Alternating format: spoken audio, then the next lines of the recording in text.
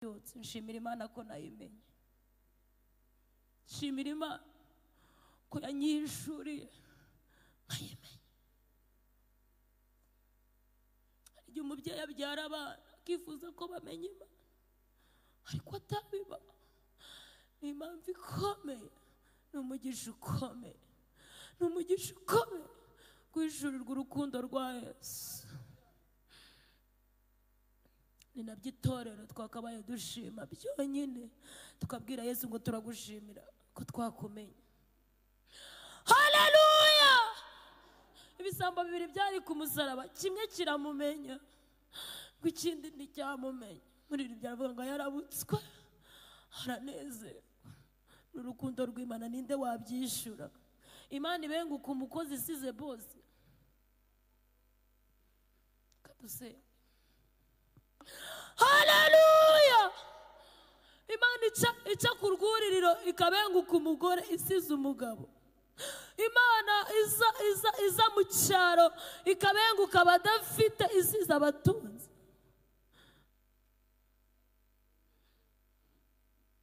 Kansenge gushimira Imana icyo bisabwa nuko twayimenye.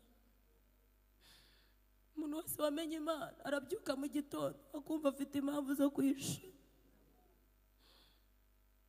N'umugisha ukomeye kumenya Yesu.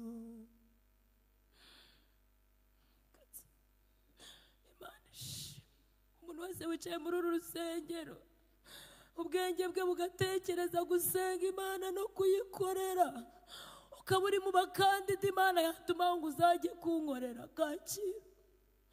N'umugisha ukomeye ntibibwirwa bose. Hari igihe umuntu atsinda yagiye gukora akazi, yatsinze amarushanwa y'akazi, agatekereza yatangira agakora amezi 3 akajya atekereza ko abanyarwanda bose bafite aho bakura. Hari igihe umuntu akizwa akajya atekereza ko ari iby'abantu bose. Ntabwo ari iby'abantu bose. Hari indaya zabishatse ntizabibona, hari abashura babishatse ntibabibona, hari abagerageje Irembo Ryera TV, Irembo Ryera TV.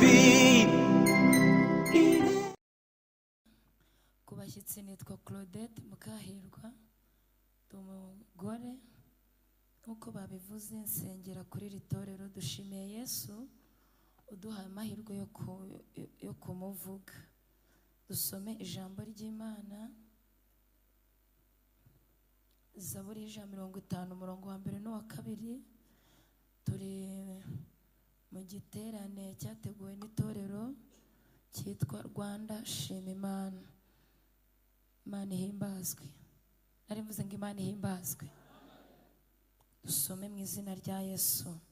Havuze ngo mushimire Imana ahera hayo, muyishimire mu isanzure ry'imbaraga zayo. Kabiri haravuze ngo muyishimire iby'imbaraga yakoze, muyishime nk'uko bikwiriye gukomera kwayo kwinshi.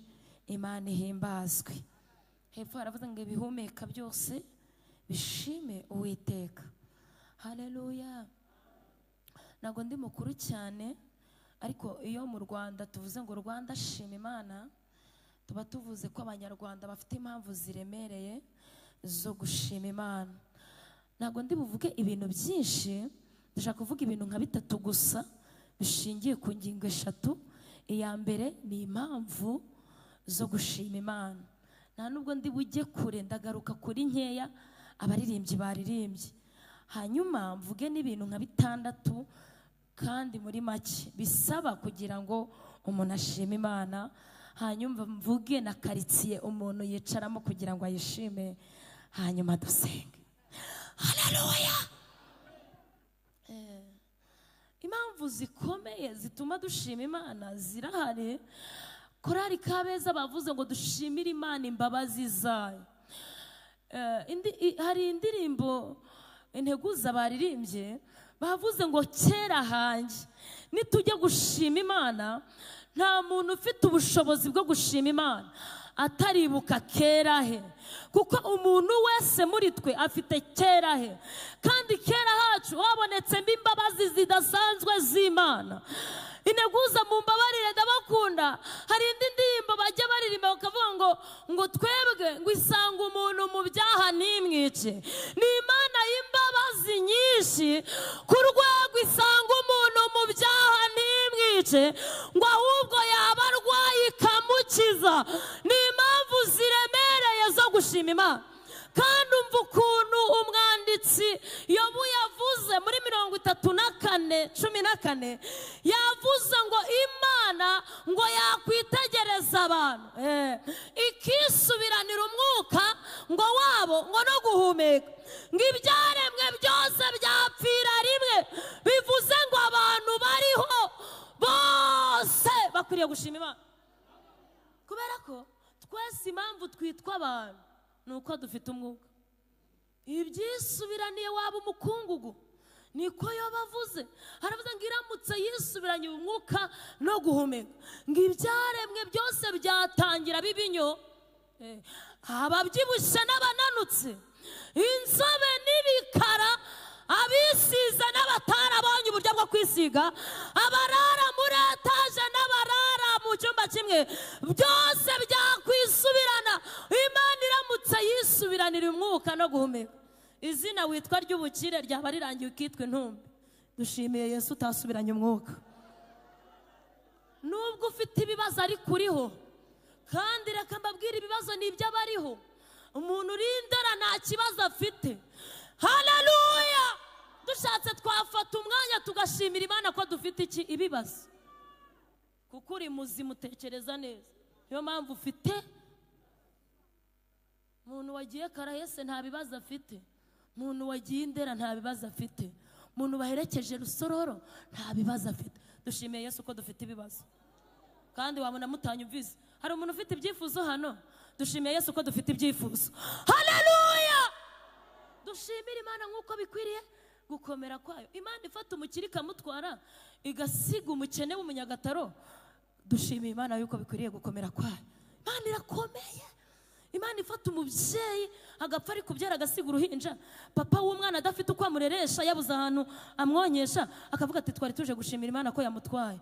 Yamwishubije, ubundi se wavuga iki? Wari guhitamo iki? Wari guhitamo uko bigenda bite? Imana yisubije umwana. Dushimiye Imana nk'uko bikwiriye. Ninde washobora gushimira Imana nk'uko bikwiriye gukomera kwayo? Imana ikomeye. Imana ifata abafite amafaranga kuri banki ikabacyura ababuze ibyo bagaburira abana, ikabasika, ikabarinda, ikajya imusigasira ati akira umwuka, ati warusinzira umeze nk'upfuye ariko usubirane wowe ubeho, ubundi ntabyishyure. Iyaba Imana ituye bugufi, abakire bari kujya bishyura, kavuga ati abana bazabona uko biga nzabasigarana mbishyurire, ariko umukire agumeho. Ariko dushimiye Imana nk'uko bikwiriye. Imana irakomeye. Imana irakomeye. Haleluya! Imana irakomeye. Hari akandi kantu nari ngiye kuvuga, kukuntu twese yaduhaye umwuka kandi tukaba tutawucuranwa. Imana irakomeye y'ukuntu imiyoboro y'amaraso iri kuyajyana aho igomba kuyajyana, nta muntu uri guhumekera mu kwaha. Hari igihe nigeze kumva abantu bari kuganira bavuga ngo njyewe narwaye indwara yo gushiramo amaraso. Gusa uramutse urwaye yo gushiramo amazi ko nangwa n'amaraso bakongera ndi, uramutse urwaye yo gushiramo amazi twakujyana tugashyiraho umunwa tukavoma, twagushyiraho kuri robine gute kugira ngo bakongerere amazi. Dushimiye Imana ko yaduhaye ubuzima. Gushima ni iby'abariho. Nashaka kubabwira ko gushima ari iby'abariho. Haleluya! baririmbye ngo tugenda mu bwato. Isi imeze nk'ubwato buza mu muraba igihe bushakiye. Tugenda mu bwato tugenda mu nyanja tumeze nk'ubwato burini, ariko ngo bufite icyizere ko budashobora kurohama. Dushatse twavuga ku musaraba gusa. Ijwi riravuga ngo nubwo byarenze inkombe, nubwo ubona udafite icyo ubivugaho, ariko ntabwo byarenze imvugo y'Imana. Dushatse twashimira n'Imana ko ituvugisha, tuba mu itorero Imana ivugiramo. haleluya. Twashimira Imana ko tuba mu itorero ijambo ryaremye isi, ijambo ryamanitse inyenyeri zikaba zigihagaze aho ijambo ryarimanitse, ijambo ryabwiye izuba ngo rijye ribisikana n'ukwezi bikaba bibisikana bikurikije itegeko ry'umuremyi, ijambo ryategetse amazi, ijambo ryategetse isi ngo izenguruka izuba na n'ubu bikaba bibisenguruka, amazi atagwiriye abantu kandi haleluya. Umva ukuntu Salomo yavuze ngo amazi ntajya arenga inkombe, nubwo isi izenguruka izuba amazi ngo ntabwo ajya arenga inkombe, ngo kuko adafite ubushobozi bwo kurenga itegeko ry'umuremyi.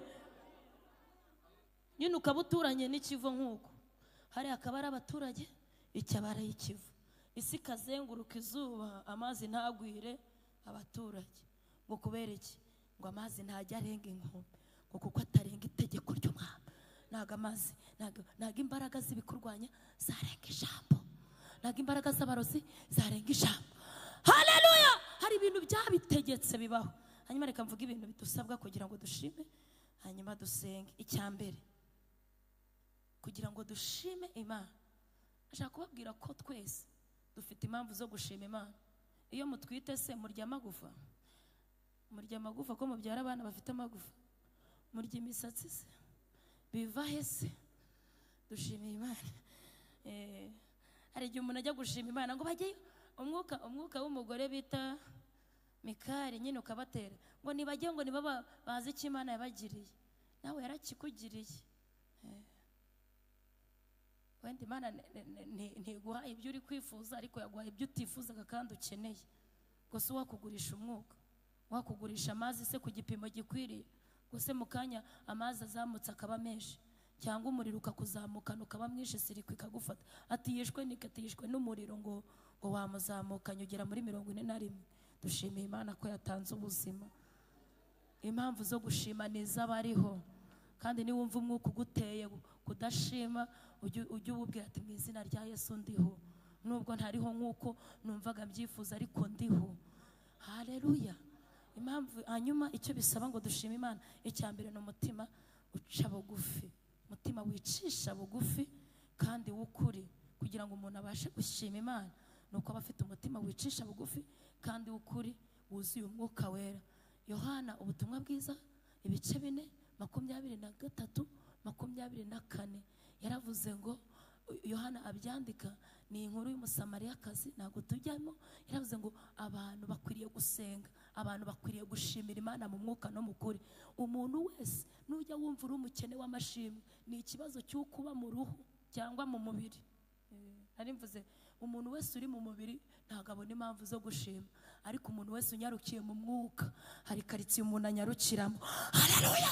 Hari karitsiye mbifurije muri iki gitaramo, mbifurije kunyarukira muri karitsiye z'ahantu ho gushimira Imana. Ni ahantu ho mu mwuka gusa, kuko umuririmbyi yararirimbye, yaravuze ngo nyura mu misozi nkanyura no mu mataba, hose harushya umutima. Iyo umuntu akize birushya umutima, n'iyo umuntu akenye nabyo birushya umutima. Ni ahantu heza habaho, ni ahantu hatagerwa n'umubisha, ariko mu mwuka ntihagerwa n'umubisha. Ni karitsiye nziza yo gushimiramo Imana, ni karitsiye nziza yo gukoreramo Imana. Imana ihimbazwe. Icya kabiri bidusaba kugira ngo dushime Imana, nuko umuntu agomba kuba afite ubuzima, yaratanzeho umubiri we cyangwa yaritanzeho igitambo.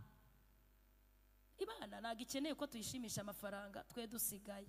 Imana ikeneye ko tuyishimisha amafaranga, ariko natwe twagiye. Paulo yandikira Abaroma ibice 12:1 yavuze ngo mutange imibiri yanyu. Haleluya.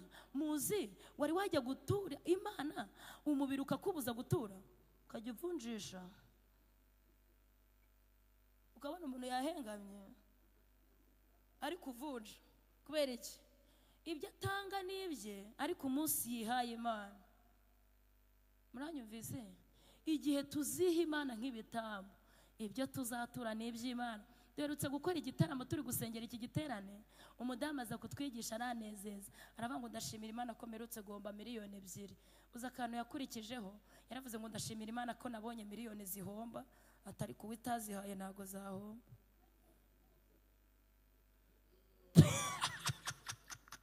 Impamvu ashimiye Imana nuko ari guhomba mu by'Imana yagize ute. None bamugisha karanyije nenda guturika. none se umuntu ucuruza agatara afite miliyoni 2, ubwo se yarahombye ntihasigara izindi? Ahomba ugize ute? Yaje gushima Imana ko yamuhaye ibyo ahombamo. Imana ihimbaza. N'abantu bamaze gusoma bahishurirwa ko ibyo batunze no kubigira ari umugisha w'Imana. Hari n'abandi bazi gutekereza nk'uko uzi gutekereza batageze aho ugeze, ariko no kubigira ni umugisha w'Imana. Icya gatatu dusabwa kugira ngo dushime ni ukugira imitima yuzuye indirimbo. Umuntu wese uririmbisha umutima aba afite impamvu zishima. Hari igihe turirimbisha repetisiyo, ariko hari n'igihe turirimbisha umutima.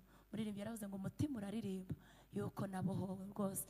Yavuze ikintu gikomeye, avuga ngo nawugeze ku mwami Yesu 66 mu gakiza. None mu mutima wanjye dufite amashimwe atamarwa n'ibiryo.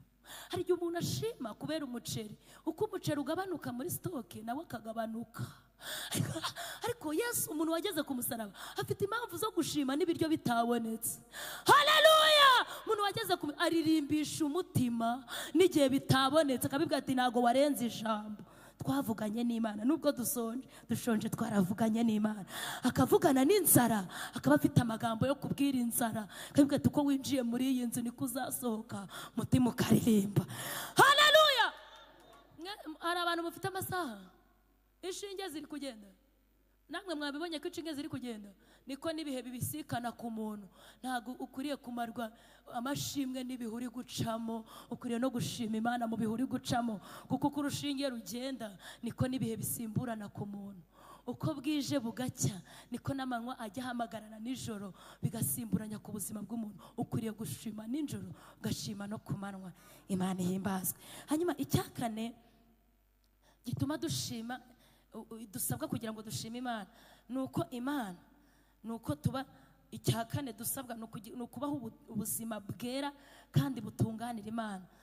Nasomye ijambo ry'Imana mu Byahishuwe 17, aravuga ngo nukujya gushima Imana ariko udafite amazina yo gutuka Imana mu mutwe, mu ruhanga rwawe. Igihe umuntu atambuka agiye gushima Imana ariko afite amazina yo gutuka Imana, umuntu akaba adafite icyo yakora ngo ashime, ariko n'ababikora akabanyega. Afite amazina, kugira imitekerereze mibi ku murimo w'Imana, ku gushima Imana bingana no gutuka Imana. Dutuka Imana mu byo dukora, tugatuka Imana mu byo twibwira, tugatuka Imana mu byo tuvuga. N'ahantu hatatu dutukira Imana. Ushobora kuyivuga ariko mu bikorwa uyituka, ufite ibimenyetso byo gutuka Imana. Imana idukiza uruhanga rutuka Imana, ahubwo tube mu buzima buyishima. Kuko nubwo niba hari ikintu gikomeye, uziko hari igihe umuntu akina amashimwe kubera ko yarebye bugufi, kandi Imana yakoze ibiruta ibyo yabonye. Hari igihe umuntu asengera ibyo asengera kuko ubwenge bwe nibyo bishyikira, ariko Imana yajya gukora igakora ibintu bikomeye. Umugabo w'umutunzi ngo yigeze ngo yikomanga mu gatuza, aravuga ngo umutima wanjye nezerwa kandi urye, ngo kuko ufite ubutunzi bwinshi. Ngo ijwi riramugenderera riramubwira ati wa mupfapfa we, iri joro kuranyaga ubugingo bwawe. Ni icyo umuntu yakwishyura ngo abeho? Ni icyo umuntu yagura ubuzima? Ni icyo umuntu yakwishyura ubugingo bw'ukuntu Yesu yadupfiriye?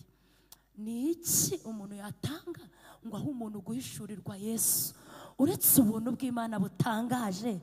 Haleluya! Njye mfite ikintu kimwe njyashimira Imana, iyo ngitekereje umutima wanjye uranezerwa cyane. Haleluya! Uri muzi uko mbyubotora iyo ngoyi ntiyabavaho. Ni umugisha ukomeye kumenya Yesu. Ibindi umwuka bibabwira. Umusozi mwiza wo gushimiraho Yesaya yarawuvuze, Dawidi yarawuvuze 15, aravuga ngo ninde uzahagarara ku musozi w'Uwiteka we? Aravuga ngo ni umuntu utabeshyesha ururimi rwe, ni umuntu udashyushya inkuru z'umuturanyi we, ni umuntu udafite kugambana, ni umuntu ukunda bene data, ni umuntu utanga ubuzima bwe ku bw'abandi. Yesu yatanze urukundo rwinshi. Tugira ngo duhaguruke dushime Imana. Gushima Imana ninde wabibasha? ninde washobora gushima Imana nk'uko bikwiriye gukomera kwayo? Kabeza bagiye ugasigara, Kintwari zagiye ugasigara. Niki Imana yakurindirije? Tekereza gato urebe igishoro cy'Imana. Amaraso yawe atembera uko ushaka, utabigizemo uruhare.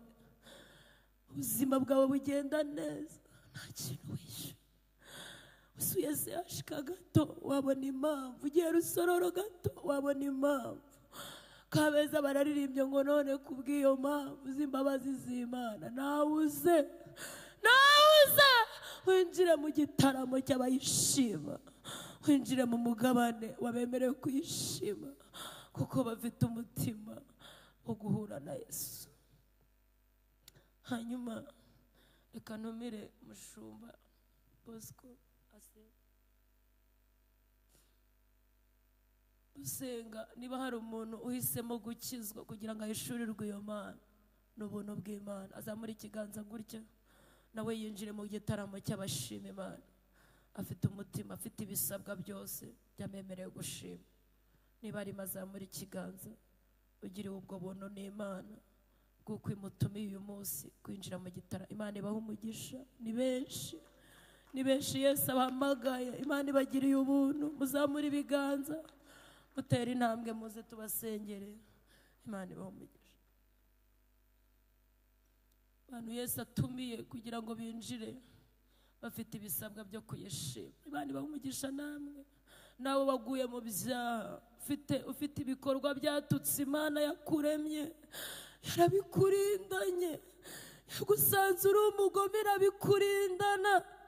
Ntabwo Imana yihutiye, imbabazi zayo zaragukurikiranye.